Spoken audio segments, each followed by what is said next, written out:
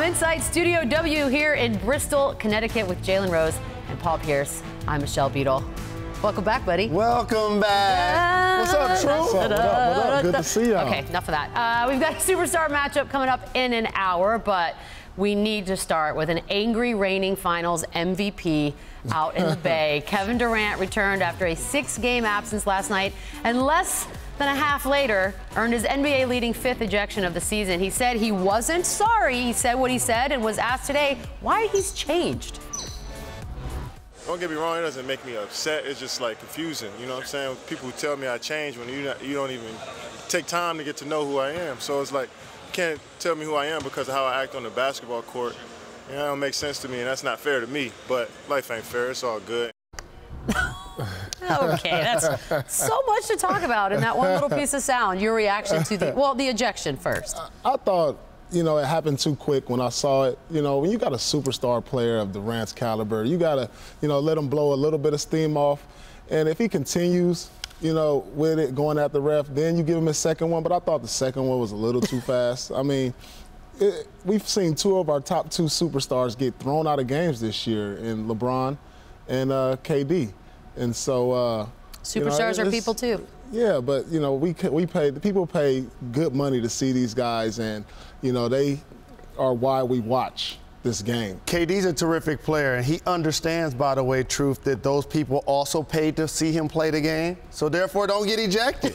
Yeah, but you know, the superstars get a little more leeway. You know, it's an unwritten rule, unspoken rule, but they get a little more ejection because when you go to the center court, when you talk to the refs, these are the guys that are allowed to talk to the refs. They don't take stuff from the role players. And so the superstars are allowed to say certain things to the refs that the role players don't get to say. Maybe not anymore. That's just the way it is. Maybe it's changing. Well, but KD's court demeanor has changed. Yeah, it definitely has. He got 1 technical foul. He's been ejected once in his first 10 seasons. Right. 10 seasons ejected once.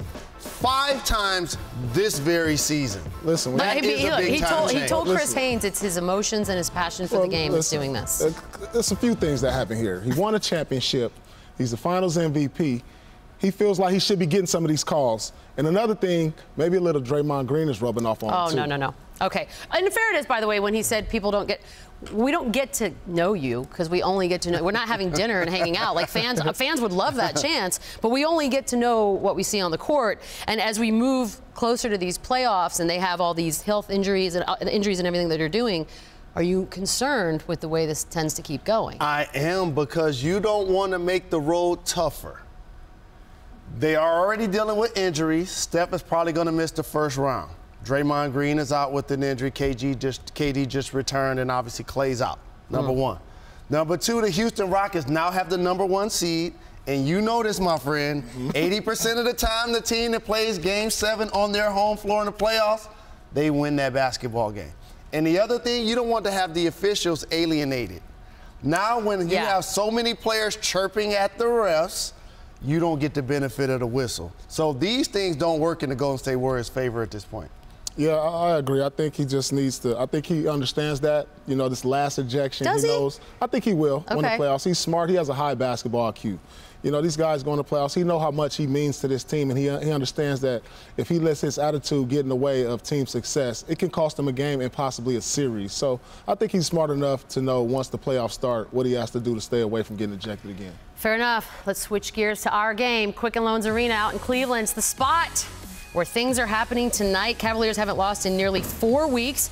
Playoff positioning for both the Cavs and Pelicans at stake tonight. And it's where we find our own Doris Burke. Hi, Doris. Okay, calling the game this evening, which we love. We heard from Jalen and Paul.